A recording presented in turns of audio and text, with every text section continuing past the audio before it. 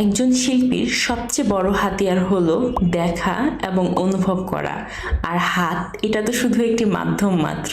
এখন অনলাইনের যুগে এসে মানুষ আবার ফিরছে সেই শিল্প চর্চায়। Sketchbook challenge, Instagram reels, doodling, Inktober, Facebook journal, এই সবগুলোর মাধ্যমে কিন্তু মানুষ ফিরছে নিজেদের কল্পনার জগতে। এই যে আপনি এখন আমার ভিডিওটি দেখছেন, তার মানে আপনিও মনে মনে ছবি আঁকেন নিশ্চয়ই। আজ থেকে আগামী এক সপ্তাহ প্রতিদিন অন্তত 5 মিনিট করে হলেও একটু ছবি আঁকতে বসেন তো।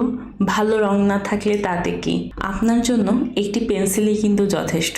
একদিন আঁকেন আপনার অনুভূতি, একদিন আঁকেন আপনার স্বপ্নগুলো, আরেকদিন আঁকতে পারেন হয়তো আপনার মনের ভয়। কারণ শিল্প মানেই শুধু ছবি আঁকা না, শিল্প মানে নিজেকে বোঝা, নিজেকে জানা।